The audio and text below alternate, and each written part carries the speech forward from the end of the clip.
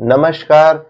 आज हम chapter second electrostatic potential and capacitance के 12th लेक्चर में हैं और यहां पर हम पढ़ने वाले हैं effect of dielectrics on capacitance.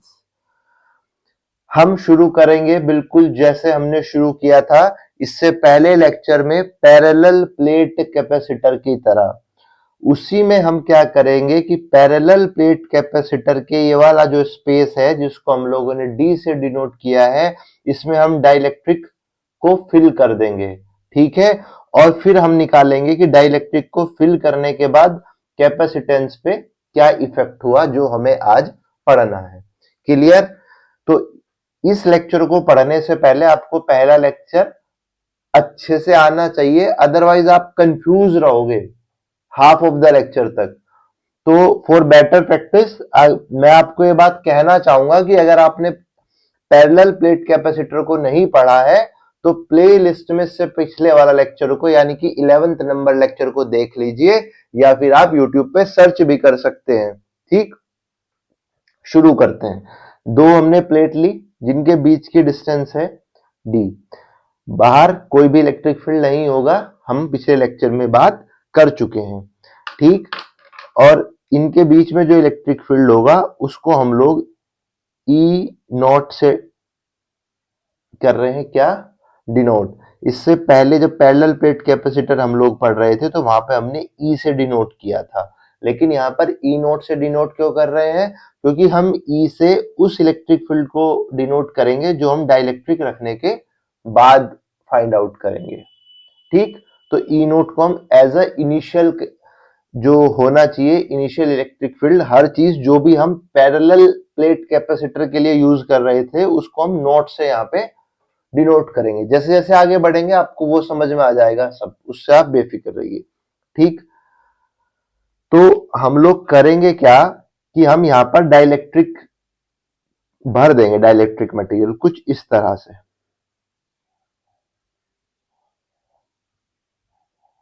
ये जो मैं बना रहा हूं आप इनको एक तरह से मोलिक्यूल समझ लीजिए। ठीक, किसके? डाइलेक्ट्रिक मटेरियल के मोलिक्यूल।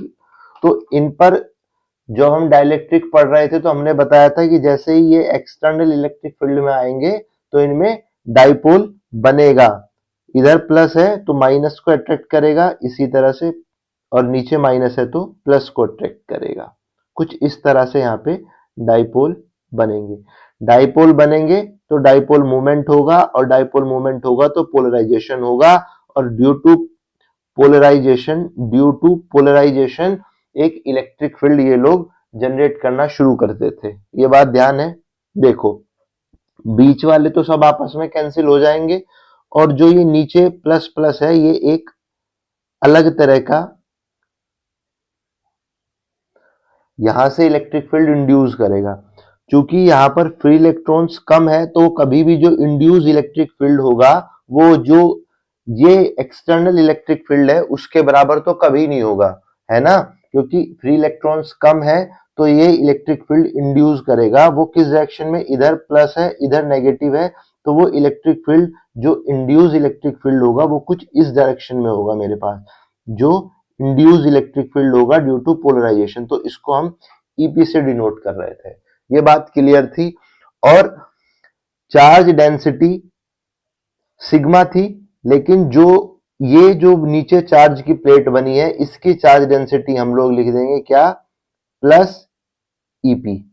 ठीक है, और यहां पर क्या थी? Minus sigma. माइनस सिग्मा क्योंकि माइनस चार्ज था, और यहां पर क्या था? ये प्लस सिग्मा, और ये बनी है माइनस की एक प्लेट। जिसको ये नहीं समझ में आ रहा है मैं क्या बता रहा हूं, तो डाइलेक्ट्रिक्स वाला अगर नहीं वीडियो देखा है तो अच्छे से देखो, पैरेलल प्लेट कैपेसिटर वाला नहीं देखा है तो अच्छे से देखो। ठीक, ये क्या होता है कि जब हम डाइलेक्ट्रिक्स रखते हैं तो डाइपोल बन जाता है, उसके जो मॉलिक्यूल होते हैं उसमें डाइपोल बन जाता है जिससे डाइपोल मूवमेंट मिलता है हम लोगों को, और पोलराइजेशन से इलेक्ट्रिक फील्ड इंड्यूस करता है। ठीक है, यहाँ पे जो ये माइनस है तो ये इसको मैं बोल रहा हूं माइनस के सिग्मा पी। ये क्या है? Surface charge density. Surface charge density आपको हम सिग्मा से डिनोट करते हैं, जिसका फॉर्मूला होता है Q बाई A। अभी कंफ्यूज मत हो, अभी सिर्फ सुनते रहो जो कह रहा हूं, जैसे जैसे आगे बढ़ेंगे क्लियरिटी आ जाएगी। ठीक, पहले मैं इसको लिख लेता हूं, उसके बाद आगे की चीज पढ़ाऊंगा, वरना तो आप लोग कंफ्यूज होना अभी से शुरू कर देंगे। Consider a parallel plate capacitor consist two large plate with equal area। Area जैसे कि हमने बताया दोनों का इक्वल होगा, ए मान लेते हैं, ठीक है। And charge plus minus Q, सही है यहां तक। Separated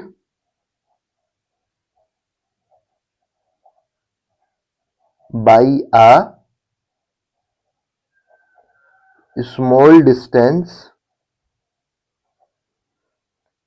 D. यहां तक क्लियर था, कोई परेशानी नहीं है, जो था सब कुछ लिख दिया है। अभी इसको यहीं छोड़ दो, अब डाइलेक्ट्रिक्स के बारे में अलग से लिखेंगे। इसके लिए हम लोगों ने क्या निकाला था, क्या आया था इसका कैपेसिटेंस, वो मैं एक बार आपको रिवाइज भी करा दे रहा हूं, और आपको उसकी जरूरत भी पड़ेगी, वरना आपको ध्यान नहीं रहने वाला, ये मुझे पता है। ये मैं लिखूंगा आपको अपने एग्जाम में भी, अगर ये आता है effect of dielectrics on capacitance, तो आपको एज इट इज लिखना है जो मैं लिखवा रहा हूं, ठीक है। इलेक्ट्रिक फील्ड क्या होगा, इस वाली प्लेट के वजह से भी होगा क्या, सिग्मा बाई 2 एप्सिलॉन नॉट, इस वाली प्लेट की वजह से भी होगा सिग्मा बाई 2 एप्सिलॉन नॉट। लिख देता हूं यार, वरना कंफ्यूज ही रहोगे। अगर मैं इसको 1 मानूं, इसको 2 मानूं, तो ये हमने पढ़ा था इनफाइनाइटली लॉन्ग प्लेट के लिए जब हम इलेक्ट्रिक फील्ड निकाल रहे थे, और E2 की वैल्यू थी क्या, sigma by 2 epsilon not.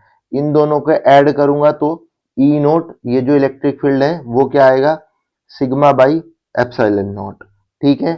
Sigma की मुझको वैल्यू पता है, क्या है सिग्मा की वैल्यू, क्या होती है, सिग्मा इजिकल्स टू क्या होता है, क्यू बाई ए, ये हम लोगों को पता है। अब ई की वैल्यू आपके पास आई, तो पोटेंशियल की वैल्यू क्या थी हमारे पास, ई, ई नोट हम लोग यहां पे ले रहे हैं इंटू डी, ठीक। ई नोट की वैल्यू मैं यहां पे पुट कर दूं, sigma by epsilon naught into D, और सिग्मा की वैल्यू भी पुट कर दूं, क्या आया, Q by A epsilon naught into D, ये वैल्यू आई। इसके बाद मेरे पास कैपेसिटेंस क्या होगा, C naught Q by V naught, क्या यही था, वैल्यू पुट कर दूं, क्यू, वी नोट की वैल्यू क्या है, Q A epsilon naught into D, Q से Q cancel, A epsilon naught into D क्या ही है, कैपेसिटेंस की वैल्यू। ये कैपेसिटेंस की जो वैल्यू आई है, ये मेरे पास वैल्यू है पैरेलल प्लेट कैपेसिटर के कैपेसिटेंस की वैल्यू, जो इससे पहले लेक्चर में हमने एकदम तरीके से डेराइव किया है, एक एक चीज को बताया है कि ये कहां से आया, और V is equals to E into D कहां से आया, वो सब हम पहले लेक्चर में पढ़ चुके हैं, तो उसको वापस से यहाँ पे रिपीट नहीं करेंगे। अब क्या है कि अब मैं भर देता हूं, यहां पे भर देता हूं क्या, डाइलेक्ट्रिक्स, मैं लिख देता हूं now fill dielectric between two parallel plate, ठीक। अब समझो, अब समझने वाली बात है। अब सरफेस चार्ज डेंसिटी जो यहां पर सिग्मा थी, वो कितनी हुई, इसके लिए क्या हुई surface charge density, sigma minus के सिग्मा पी, क्या हुई surface charge density, sigma minus के सिग्मा पी, और इसके लिए सरफेस चार्ज डेंसिटी क्या हुई, माइनस के सिग्मा प्लस के सिग्मा पी, क्योंकि यहां पे क्या है पॉजिटिव है और यहां पर क्या थे, ये नेगेटिव चार्ज शीट बन रही थी। तो मैं यहां से माइनस बाहर लूंगा और सिग्मा माइनस के यहां भी सिग्मा पी। ये बात क्लियर है। तो अब मुझे ध्यान रखने वाली बात क्या है कि जब मैं यहां पर इलेक्ट्रिक फील्ड, जब मैं यहां पर अब इलेक्ट्रिक फील्ड निकालूंगा, जो यहां पे क्या थी, सिग्मा बाई एप्सिलॉन नोट, वो क्या होगी, सिग्मा माइनस के sigma P by epsilon note. कहां से आया सिग्मा पी, अब मैंने डाइलेक्ट्रिक फिल कर दिया है, तो जो सरफेस चार्ज डेंसिटी मेरे पास इस वाली केस के लिए सिग्मा थी, वो मेरे पास अब सिग्मा माइनस के सिग्मा पी है। ठीक है, और सेम नीचे भी सिग्मा माइनस के सिग्मा पी है। माइनस का जो निशान आया है वो क्या बता रहा है कि नीचे की तरफ नेगेटिव चार्ज है और ऊपर की तरफ पॉजिटिव चार्ज है। मैं वापस से रिपीट कर रहा हूं, पहले मेरे पास सरफेस चार्ज डेंसिटी थी सिग्मा और अब मेरे पास सरफेस चार्ज डेंसिटी क्या हो गई है, सिग्मा माइनस के सिग्मा पी। सिग्मा पी कहां से आया, जब डाइलेक्ट्रिक को हमने एक्सटर्नल इलेक्ट्रिक फील्ड में रखा तो वहां पर क्या हुआ, इलेक्ट्रिक डाइपोल बना वो, और इलेक्ट्रिक डाइपोल बनने की वजह से उसमें डाइपोल मूवमेंट हुआ और पोलराइजेशन हुआ। Due to polarization minus minus ऊपर की तरफ शिफ्ट हुए पॉजिटिव चार्ज की तरफ, और प्लस के जो शीट थी वो नीचे की तरफ आए। तो उन्होंने एक यहां पर सरफेस, एक पतली सी सरफेस बना ली, क्या, जिसको हमने surface charge density sigma P नाम दिया। क्लियर है इतनी बात, बहुत बढ़िया। अब जो आपको बात समझने वाली है और इस पूरे डेरिवेशन का सबसे ज्यादा इंपॉर्टेंट पॉइंट है वो ये कि ये जो सिग्मा माइनस के सिग्मा पी है वो प्रोपोर्शनल होगा इस सिग्मा के, जो ये सिग्मा आपने यहां रखा था। कैसे प्रोपोर्शनल होगा, मान लो कि यहां पर वैल्यू सिग्मा है, ठीक है, और ये सिग्मा पी और हम निकाल रहे हैं सिग्मा माइनस के सिग्मा पी। समझते रहिएगा, अगर मैं सिग्मा की वैल्यू को 10 रख देता हूं तो जो सरफेस चार्ज डेंसिटी यहां पर होगी या यहां पर इस सरफेस चार्ज डेंसिटी के वजह से ही हो रही होगी ना, वो कभी भी इसके इक्वल तो नहीं होगी, क्योंकि ये कंडक्टर तो है नहीं कि इसमें बहुत सारे फ्री इलेक्ट्रॉन्स हैं और फ्री इलेक्ट्रॉन्स चले जा रहे हैं चले जा रहे हैं। इसमें बहुत कम फ्री इलेक्ट्रॉन्स तो इसमें है ही नहीं, कोई फ्री इलेक्ट्रॉन नहीं है। Dielectric is a non conducting material, ये बात हम पढ़ चुके हैं पहले ही। ठीक है, तो जैसे ही मैं यहां पर सरफेस चार्ज डेंसिटी अगर यहां पे 10 है तो जो इंड्यूस्ड सरफेस चार्ज डेंसिटी होगी या मैं बोलूं कि पोलराइज्ड सरफेस चार्ज डेंसिटी होगी, वो मैं कुछ भी मान लूं, चलो मैं मान लेता हूं कि वो 3 है, तो सिग्मा माइनस के सिग्मा पी क्या होगा, 7। अगर मैं इसको अब 100 कर दूं तो ये भी इसी तरह से, वो भी 30 और तो यहां पे बचेगा 70। जो भी मैं चेंज सिग्मा में करूंगा वही चेंज ऑटोमेटिक सिग्मा पी में होगा और सिग्मा माइनस के सिग्मा पी में भी उसी तरह का चेंज आएगा। तो मतलब मैं बोल सकता हूं कि सिग्मा माइनस के सिग्मा पी प्रोपोर्शनल है सिग्मा के। ठीक, तो इसको मैं लिख सकता हूं क्या, सिग्मा माइनस के sigma P is equals to sigma by 1/k। 1/k क्या है, where k is dielectric constant, k is dielectric constant. ये बहुत इंपॉर्टेंट बात है, इसको मैं बॉक्स में बंद कर दे रहा हूं। ठीक है, सिग्मा माइनस के सिग्मा पी को हमने 1/k सिग्मा लिखा। अब आप एक अलग, जैसे ये आपके डेरिवेशन का पार्ट नहीं है, समझाने के लिए था, सेम अब मैं एक चीज आपको बहुत मजेदार समझाने वाला हूं।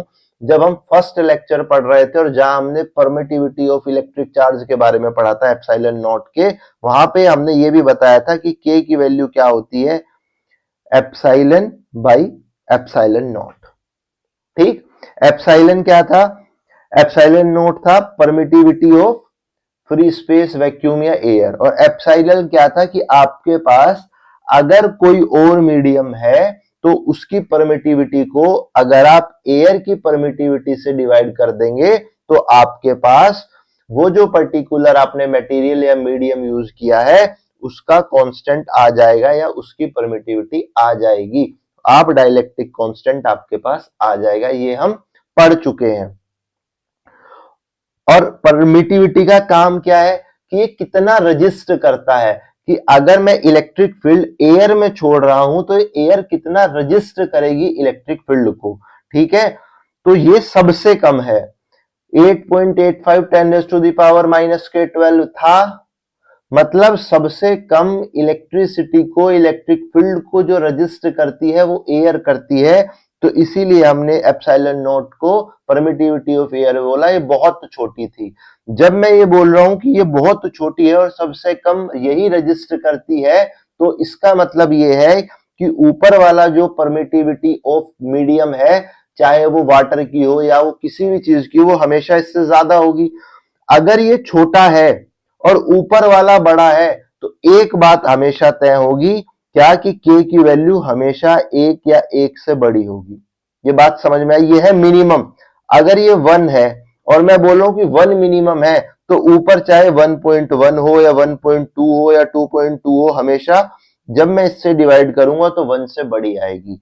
क्या ये बात समझ में आई कि के हमेशा 1 से बड़ा होगा? क्या ये बात क्लियर है? बहुत बढ़िया। इस बात को आप हमेशा ध्यान रखेंगे। ये वाला रिलेशन मैं आपको आगे इसी डेरिवेशन में बताऊंगा वापस से, लेकिन ये चीज हमने फर्स्ट चैप्टर में पढ़ी थी। के क्या होता है?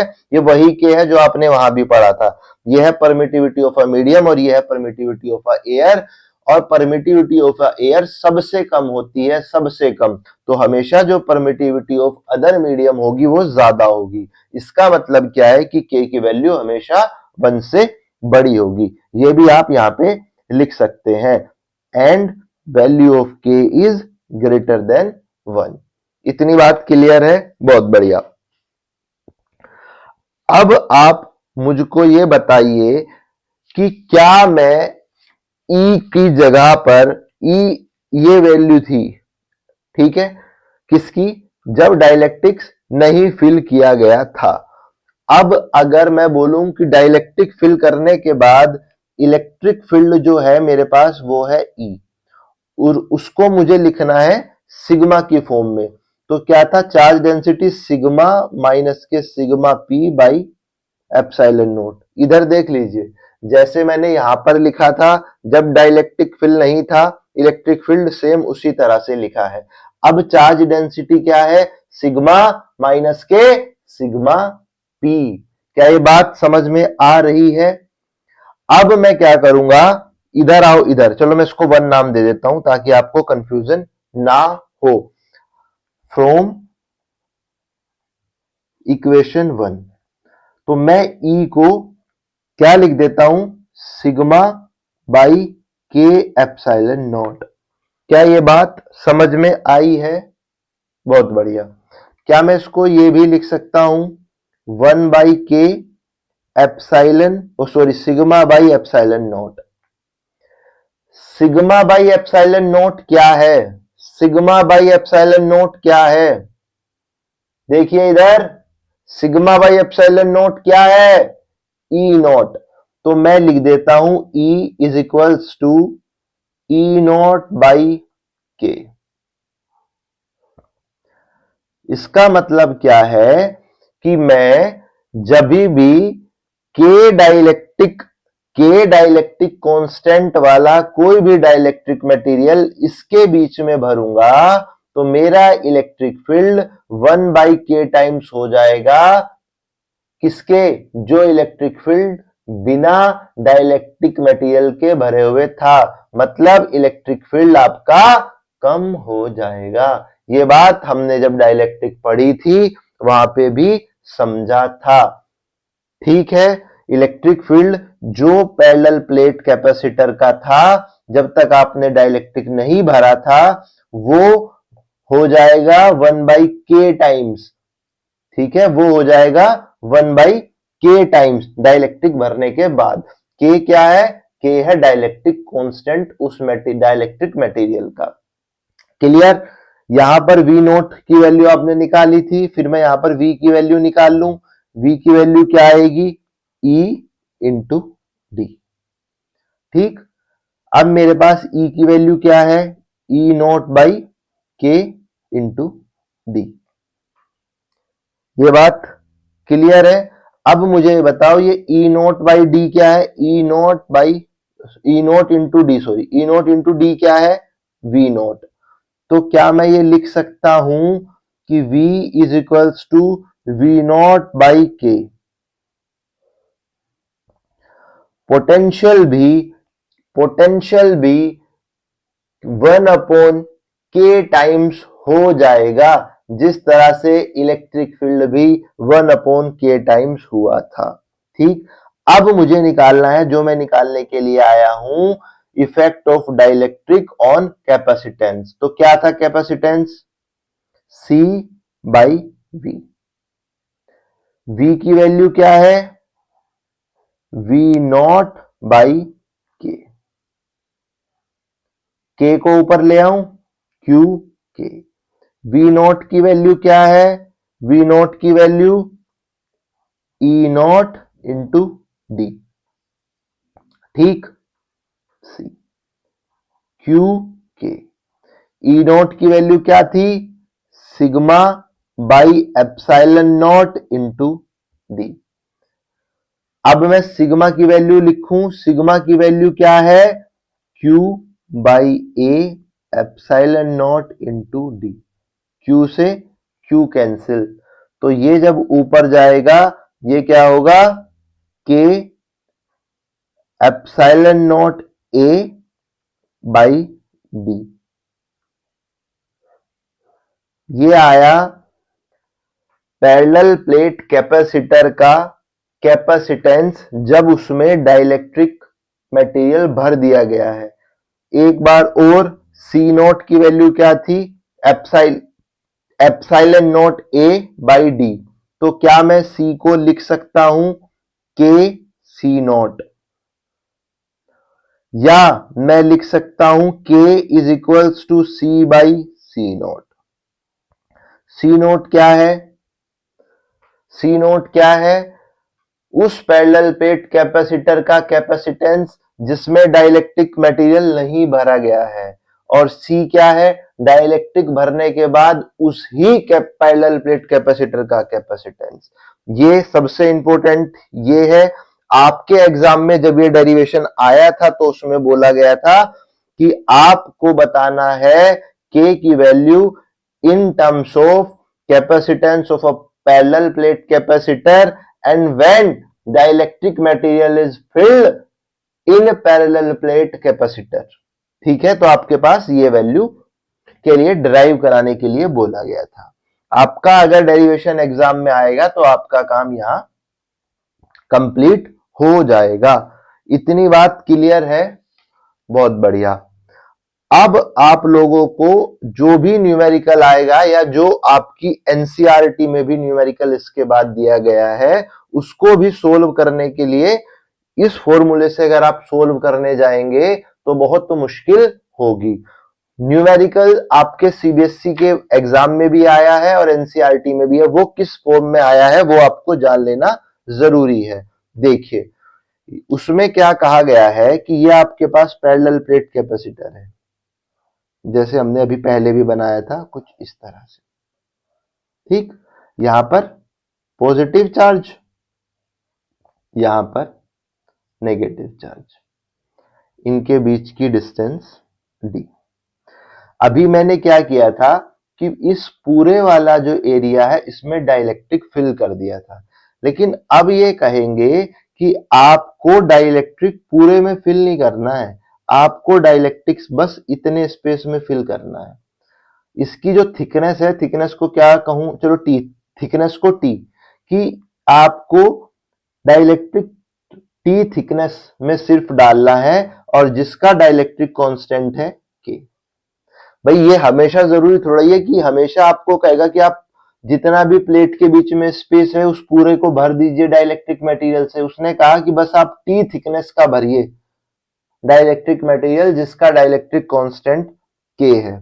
ठीक है, तो अब आपको वैल्यू इसकी फाइंड करनी थी।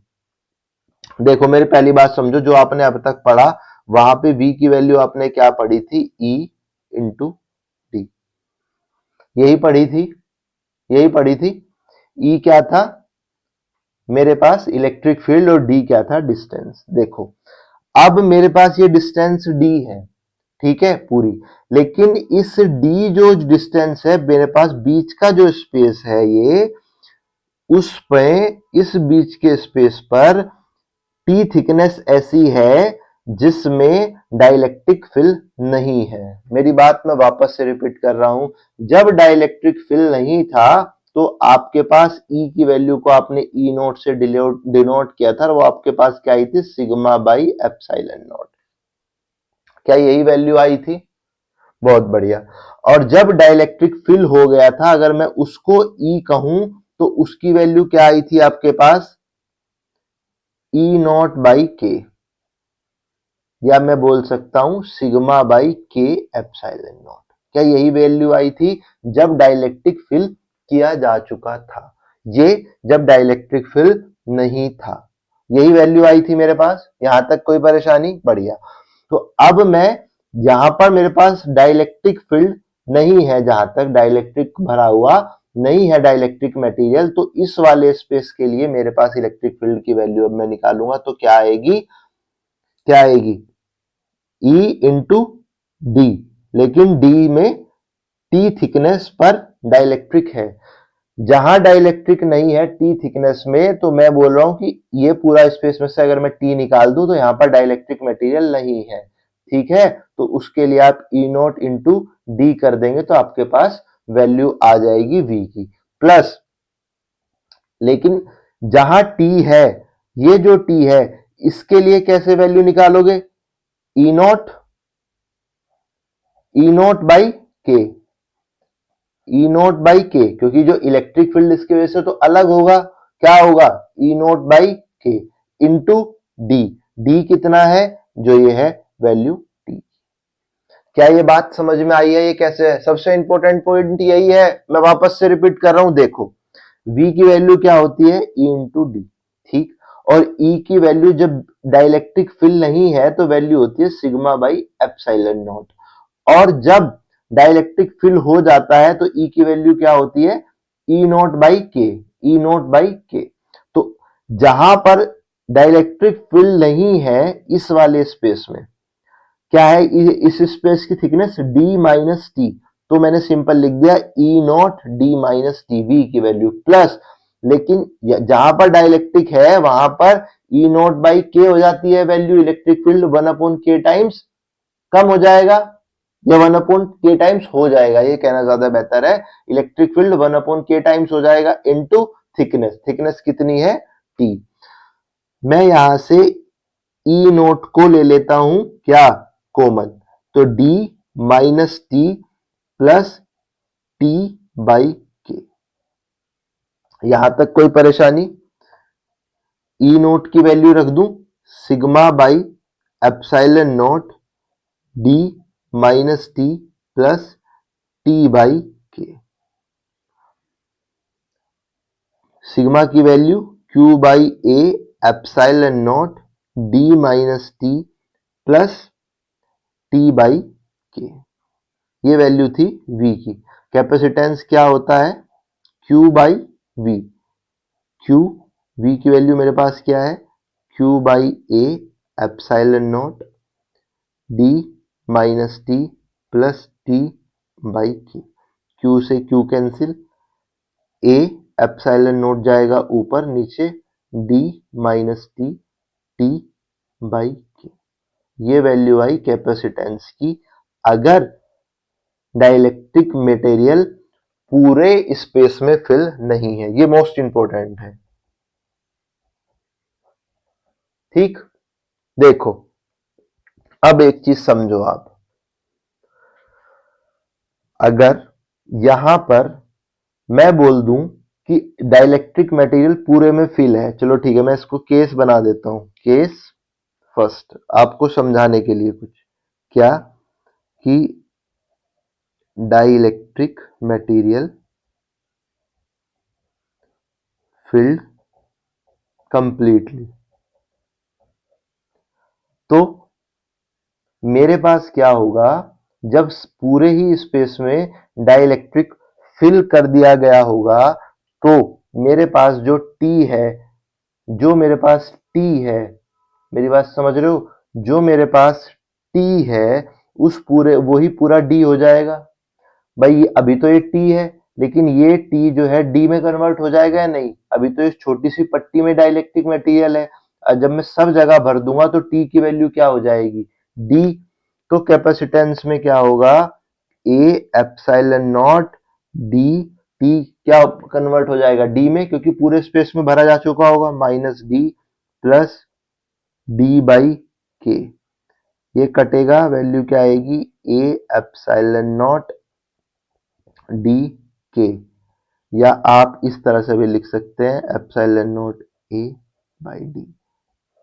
ये वैल्यू क्या है? सी। क्या यही वैल्यू आपने डेराइव की थी अभी? K epsilon naught A by D C की आई। दूसरी चीज, अगर ये बोल दे आपको क्या कि यहां पर आपने डाइलेक्ट्रिक नहीं रखा है, कंडक्टर रखा है, सिर्फ सोचने वाली बात है। केस 2, इफ, इसकी जरूरत कभी नहीं पड़ेगी लेकिन आपको बताने के लिए, कंडक्टर इज प्लेस्ड, कंडक्टर के लिए जो k की वैल्यू है वो हो जाएगी इनफाइनाइट। आप सब जानते हैं कि कंडक्टर के अंदर इलेक्ट्रिक फील्ड नहीं होता है, कंडक्टर के अंदर इलेक्ट्रिक फील्ड नहीं होता है, जीरो होता है। तो इसका मतलब क्या है कि इसकी जो एबिलिटी है इलेक्ट्रिक फील्ड पास नहीं होने देने की, वो इनफाइनाइट है। क्यों पास नहीं होता है? क्योंकि इसके अंदर बहुत सारे फ्री इलेक्ट्रॉन्स होते हैं, और जब इसमें वो डाइपोल में कन्वर्ट होता है ये, तो इसके अंदर जो इलेक्ट्रिक फील्ड इंड्यूस होती है वो तब तक होती रहती है जब तक वो एक्सटर्नल इलेक्ट्रिक फील्ड को कैंसिल ना कर दे। तो इसके अंदर से कभी भी इलेक्ट्रिक फील्ड पास नहीं होगा। अगर ये कंडक्टर होगा तो के की वैल्यू क्या होगी? इनफाइनाइट। वो वैल्यू आप जब इसमें रख देंगे तो आपके पास क्या वैल्यू आएगी कैपेसिटेंस की? ए epsilon naught D minus T, T by infinite. तो वो क्या वैल्यू आएगी? ए epsilon naught D by T. ठीक, इसका यूज आपको शायद कभी ना करना पड़े, लेकिन इसका यूज आपको करना पड़ेगा। इससे आप इस फॉर्मूले पर भी आए हैं, ये आपकी एनसीईआरटी का एग्जाम्पल है। ये भी इसी फॉर्मूले से सोल्व होगा आपके एग्जाम में। अगर इस टॉपिक से न्यूमेरिकल आएगा तो वो 99.9% इसी मेथड से सोल्व होगा। एक तीसरी चीज मैं आपको और बता देता हूं, उसके भी आपके एग्जाम में आने के चांस बहुत कम है, लेकिन मैं बता देता हूं, आ सकती है, ये आ सकती है।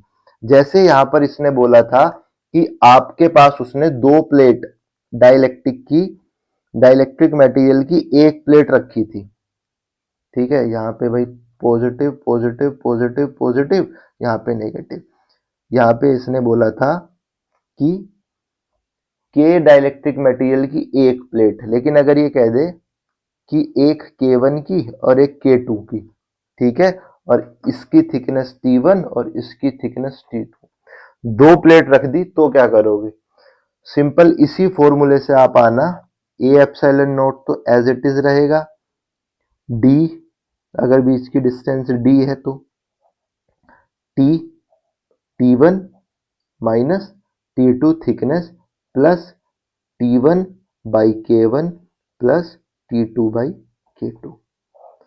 पूरा सोल्व करना चाहो कर लो, लेकिन ये डेरिवेशन नहीं है, ये न्यूमेरिकल आपको ऐसे सोल्व करने हैं, तो आपको ये पता होना चाहिए। ये वाला फॉर्मूला बहुत जरूरी है, ये आपको याद करना है।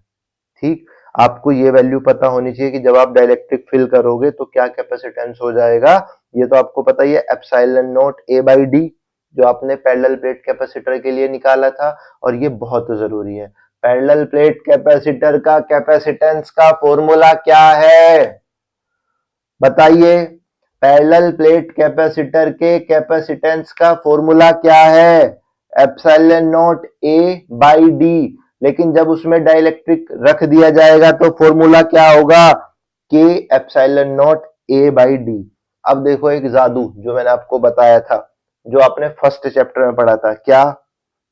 के इज इक्वल्स टू, क्या वैल्यू पढ़ी थी?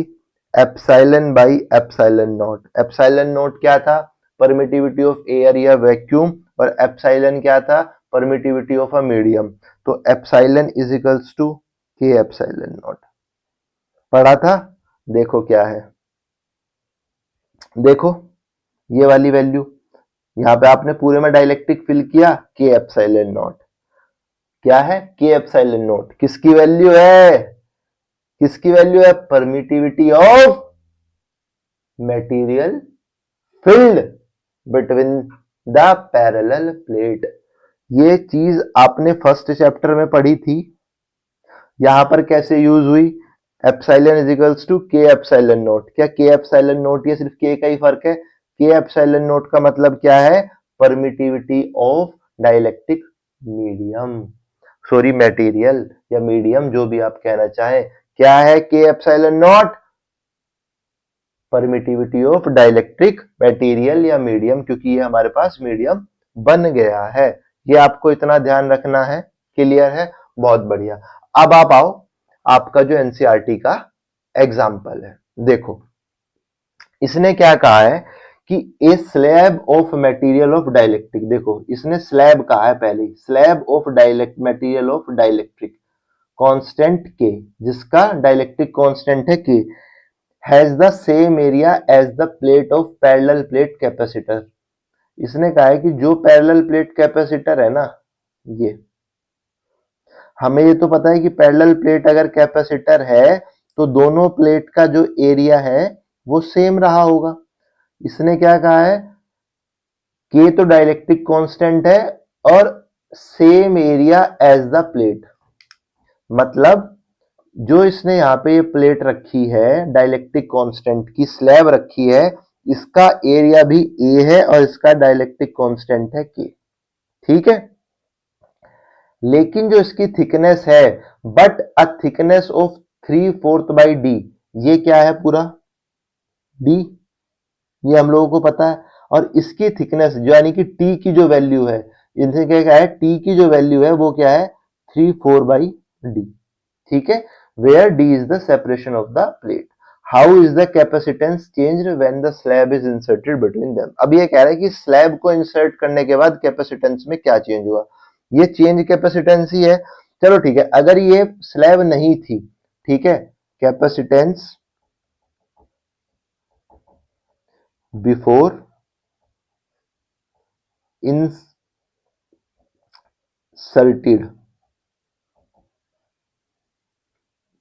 डाइलेक्ट्रिक स्लैब, क्या होगा बताओ, C इज इक्वल्स टू, अभी बताया है, epsilon naught A by D, इसको C नोट लिख दे रहा हूं, ठीक। अब कैपेसिटेंस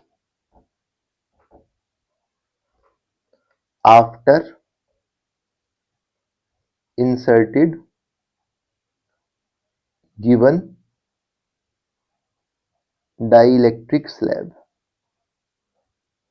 क्या है, इसी के लिए बताया था।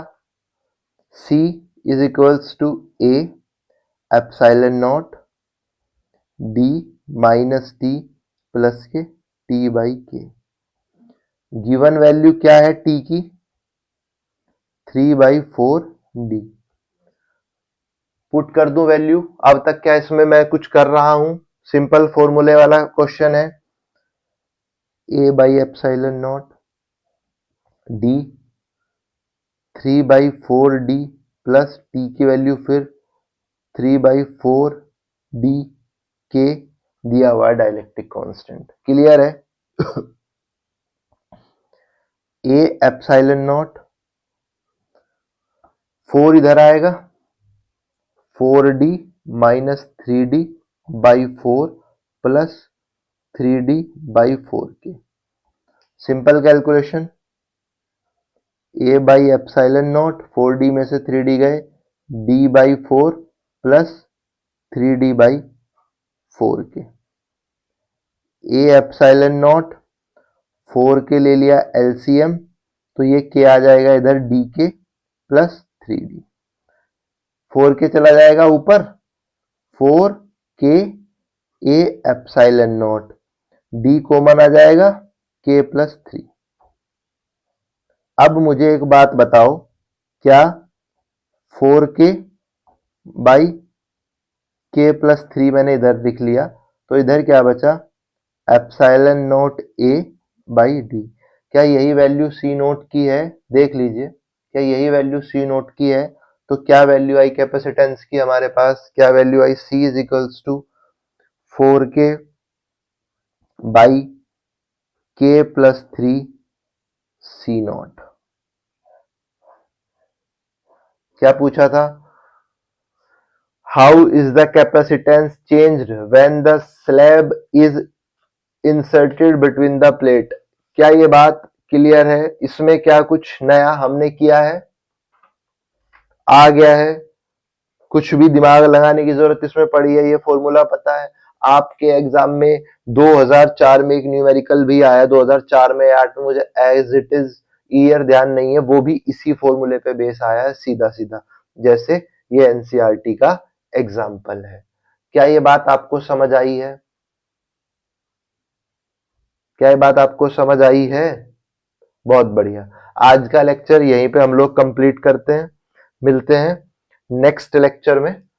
अगर आपको वीडियो पसंद आई हो तो वीडियो को लाइक कीजिए, चैनल को सब्सक्राइब कीजिए और अपने दोस्तों के साथ शेयर कीजिए जो पढ़ना चाहता है effect of dielectric on capacitance. मिलते हैं नेक्स्ट लेक्चर में, तब तक के लिए नमस्कार।